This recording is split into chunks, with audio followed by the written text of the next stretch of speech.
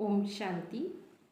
आज के साकार मुरली 25 मार्च 2022। तो बाबा बोले, मीठे बच्चे, बाप ही तुम्हारा बाप, टीचर और गुरु है। उसका जीते जी बनकर माला में पिरो जाना है। उसका जीते जी बनकर माला में पिरोना है। प्रश्न है, तुम बच्चे किस निश्चय के आधार से पक्के ब्राह्मण बनते हो? कौन सा निश्चय होगा तो पक्के ब्राह्मण बनेंगे? ब्राह्मण सिर्फ नहीं, लेकिन पक्के ब्राह्मण किस निश्चय के आधार पर? बाबा बोले, तुम्हें पहला निश्चय हुआ कि इन आँखों से देश सहित जो कुछ दिखाई देता है यह सब पुराना है। यह दुनिया बहुत छी है, बहुत गंदी दुनिया है। यह हमारे रहने लायक नहीं है। हमको बाप से नई दुनिया का वर्षा मिलता है। इस निश्चय के आधार से तुम जीते जिस पुरानी दुनिया और पुराने शरीर से मरकर बाप का बनते हो। तुम्हें निश्चय है कि बाप द्वारा ही विश्व की बादशाही मिलती है। गीत है, मरना तेरे गली में, जीना भी तेरे ही गली में। ओम शांति। यह बच्चे गीत गाते हैं। बच्चों ने क्या गीत गाया? मरना भी तेरे गली में, जीना भी तेरे गली में।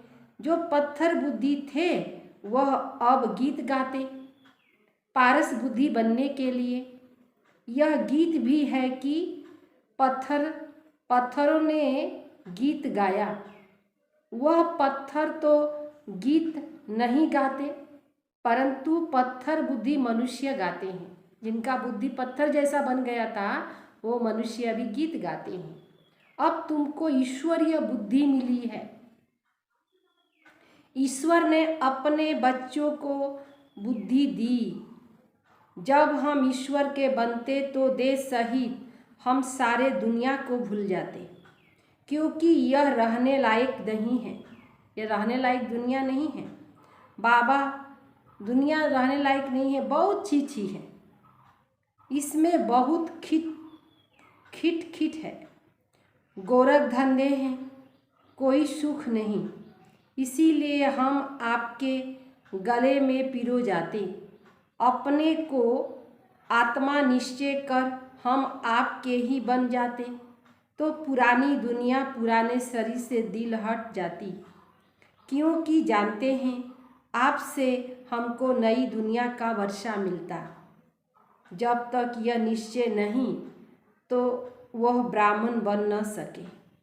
जीते जी बाप का बनना है। निराकार बाप को कहा जाता है बाबा। आप हमारे बाप भी हो, शिक्षक भी हो, सतगुरु भी हो। आप हमें प्रत्यक्ष फल देने वाले भी हो। बाप के रूप में विश्व की बादशाही का वर्षा देने वाले हो। शिक्षक के रूप में सारे ब्रह्मांड और दुनिया के आदि मध्य अंत की नॉलेज देते हो। गुरु के रूप में हमें मुक्ति धाम और मुक्ति धाम में साथ ले जाएंगे, फिर जीवन मुक्ति में भेज देंगे। कहते भी हैं बाबा, हम आपके साथ चलेंगे। आप ही हमारे सच्चे सतगुरु हो। गुरु लोग तो साथ नहीं ले जाते। उनको तो मुक्ति, जीवन मुक्ति के राह की मालूम नहीं। वह लोग तो बाप को ही सर्वव्यापी कह देते। तो वर्षा कौन देंगे? किसको कहेंगे वो गॉडफादर? अभी तुम बच्चे जानते हो हम निराकार शिव बाबा के बने हैं। अब हमारा देह भान टूट गया। हम आपके डायरेक्शन पर चलते। आप कहते हो देह के संबंधों से बुद्धि योग हटाओ। अपने को आत्मा निश्चय कर मेरे को याद करो। जब आत्मा शरीर से निकल जाती तो आप मुए मर गई दुनिया, फिर कोई संबंध नहीं रहता। जब तक माँ के गर्भ में प्रवेश न करे तब तक तुम्हारे लिए कोई दुनिया ही नहीं, दुनिया से तुम अलग हो। अब बाप कहते हैं, बच्चे तुम जीते जी सब कुछ भूल मेरे बनो, मैं तुमको साथ ले जाऊंगा। यह दुनिया ख़त्म होने वाली है। देवताएं कब पति दुनिया में नहीं आते। लक्ष्मी का आवाहन करते तो सफाई आदि बहुत करते हैं, परंतु यह सतयुग थोड़े ही है जो लक्ष्मी आवे। फिर नारायण कहाँ से आएंगे? भला महालक्ष्मी को 4 भुजा क्यों देते? कोई यह थोड़े ही समझते कि यह दोनों ही हैं। ऐसे तो कोई चित्र बना न सके जिसको 4 भुजा हो। फिर 2 मुख देना चाहिए, 4 टांग तो कभी नहीं दिखाएंगे, क्योंकि ऐसे तो मनुष्य कब हो न सके। यह सब समझने के लिए है कि यह युगल लक्ष्मी नारायण है। अलग होंगे तो 2 भुजा 2 टांग भी होगी। बाप कहते हैं, पहले पहले यह निश्चय करो कि हमारा बाप, टीचर, गुरु तीनों ही हैं। वह हम सबको साथ ले जाएंगे। उसका कोई चेला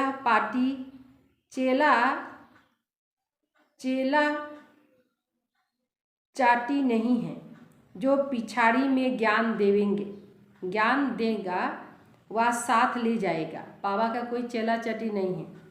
बाप समझाते हैं वापस जाना है, क्योंकि नाटक पूरा होता है। बाप कहते सबका सद्गति दाता पतित पावन मैं हूँ, कालों का काल हूँ। यह जमघट आदि का साक्षात्कार होता, क्योंकि पाप करते तो सजा भी खाते, बाकी जमघट आदि है नहीं। आत्मा एक शरीर छोड़ दूसरा लेती, गर्भ में सजा मिलती तो त्राही त्राही करते। अब पहले पहले बच्चों को यह निश्चय करना है कि यही हमारा बाप, टीचर, गुरु है, और एक को याद करना है।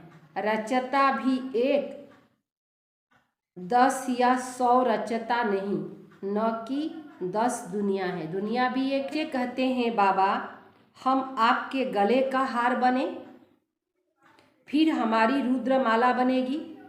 इस समय तुम ब्राह्मण पुरुषार्थी हो, तुम्हारी माला नहीं बन सकती, क्योंकि तुम गिरते और चढ़ते हो।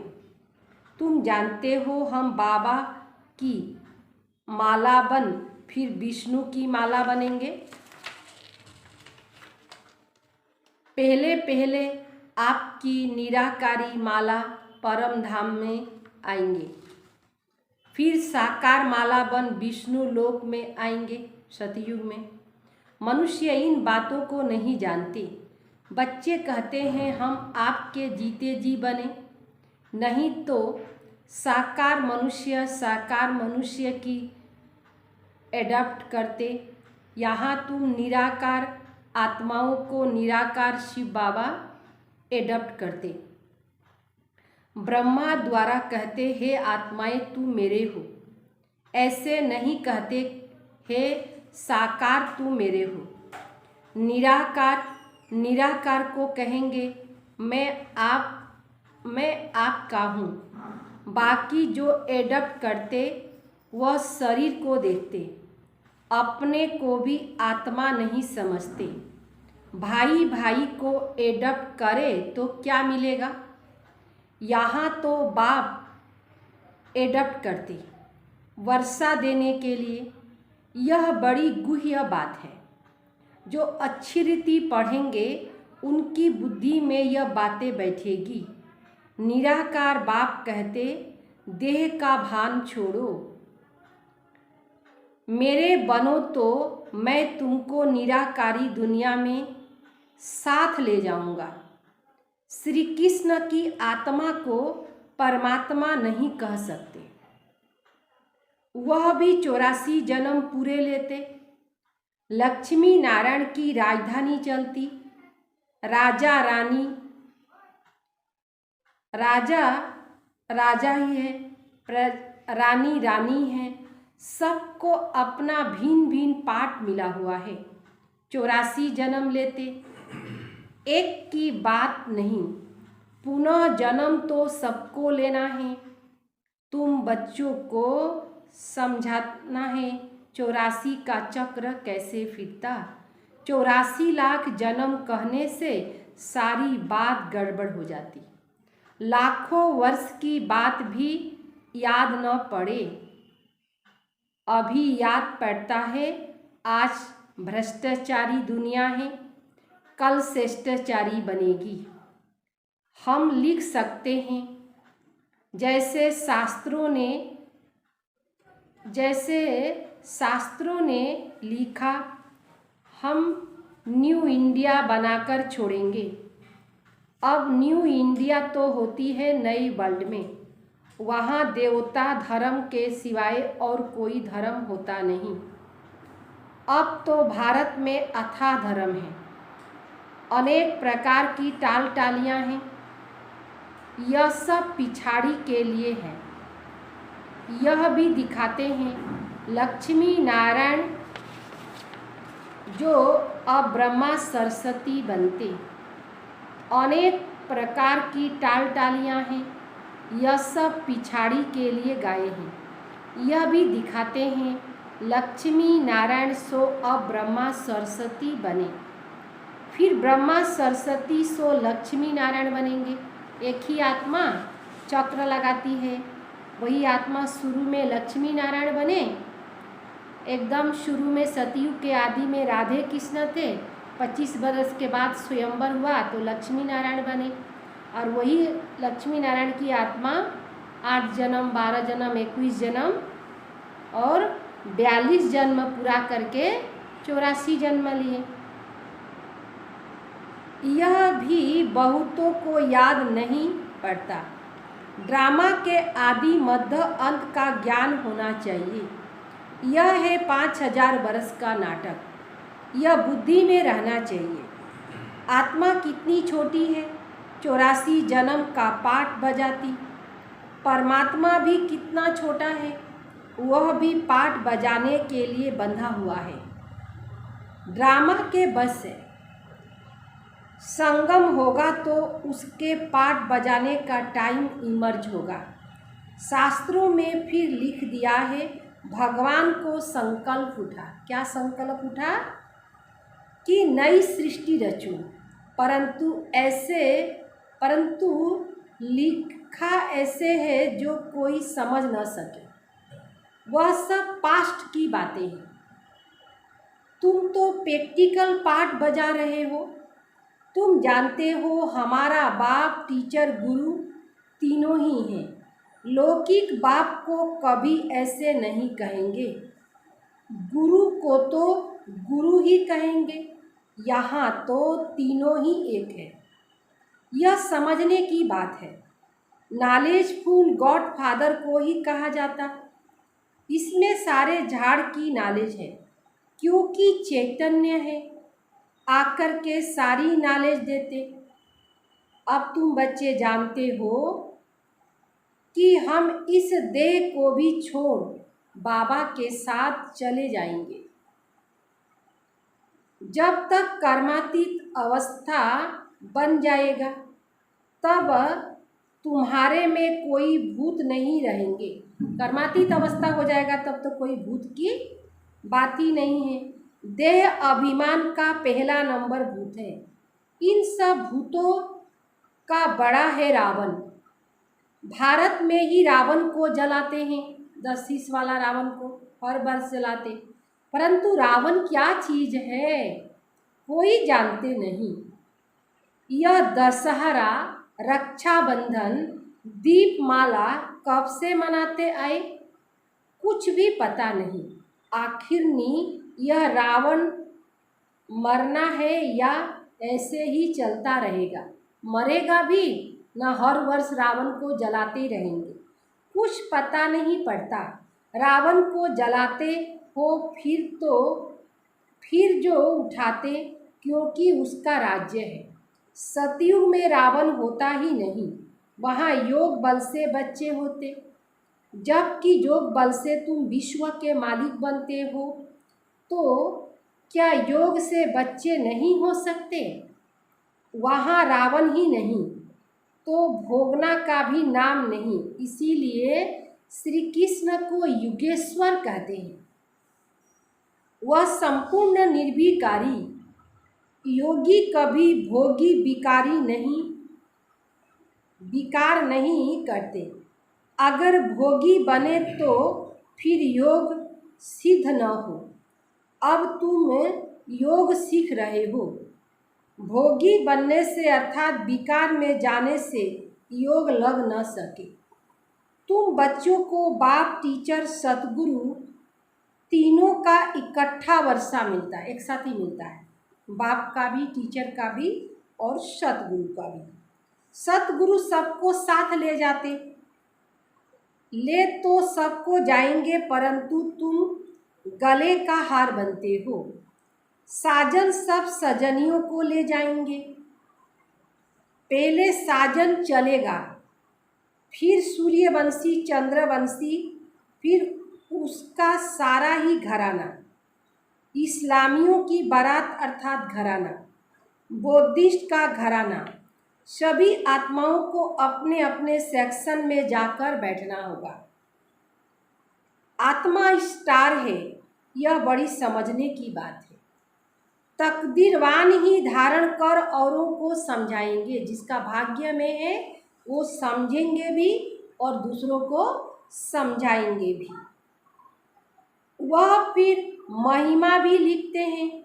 फलाने ने हमको समझाया तो हमारा कपाट खुल गया, इतने हमको ज्यादान दे दी।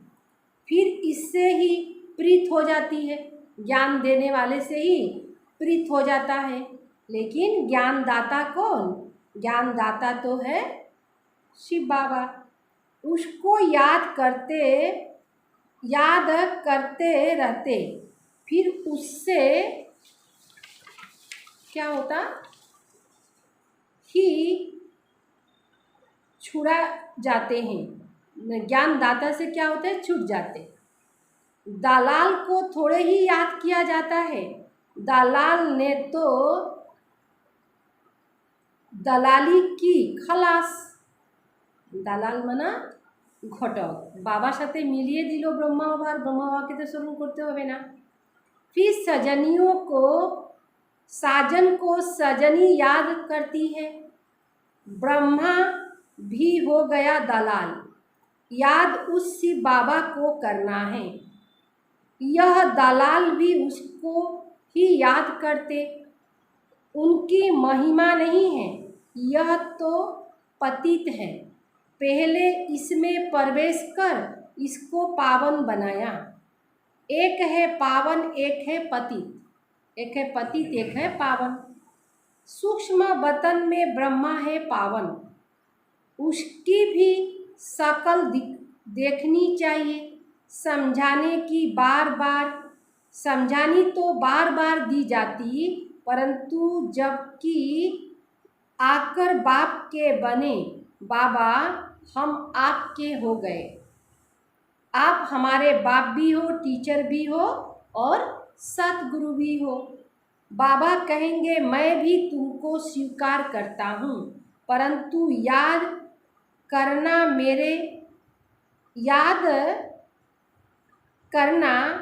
मेरी पर इंतजार नहीं गवाना। परंतु याद करना मेरी पता इज्जत नहीं गवाना।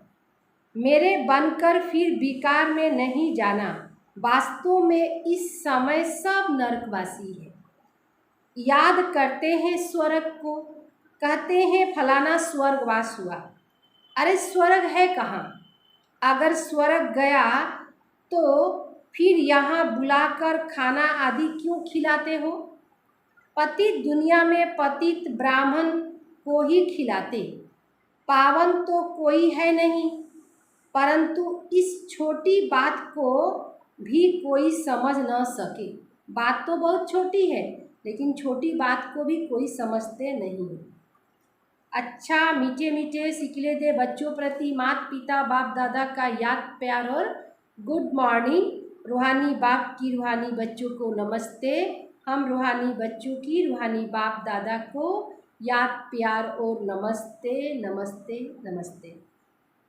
नंबर 1, ज्ञान देने वाला दलाल से प्रीत न रख, एक शिव बाबा को याद करना है, यही ज्ञान देने वाला है। नंबर 2, इस बेहद नाटक को बुद्धि में रख, अपार खुशी में रहना है, देह का भान छोड़ अशरीरी बनने का अभ्यास करना है। वरदान, अपने भरपूर स्टॉक द्वारा आपका स्टोर में स्टॉक हो, खुशियों का खजाना। स्टोर में क्या भर्ती चाहिए? खुशियों का खजाना बांटने वाले हीरो हीरोइन पाठधारी भव। हीरो पाठ बजाना है। संगम युगी ब्राह्मण आत्माओं का कर्तव्य है सदा खुश रहना और खुशी बांटना, इसीलिए इसके लिए खजाना भरपूर चाहिए। अभी जैसे नाजुक समय नज़दीक आता जाएगा, समय किंतु बाबा ने क्या इशारा दिया? नाजुक की तरफ। वैसे अनेक आत्माएं आपसे थोड़े समय की खुशी की मांग करने के लिए आएंगी। समय खराब होगा तो थोड़े समय के लिए आत्माएं खुशी मांगने के लिए आएंगी। तो इतनी खुशी करनी है जो कोई भी खाली हाथ नहीं जाए, इसके लिए चेहरे पर सदा खुशी का चिन्ह हो।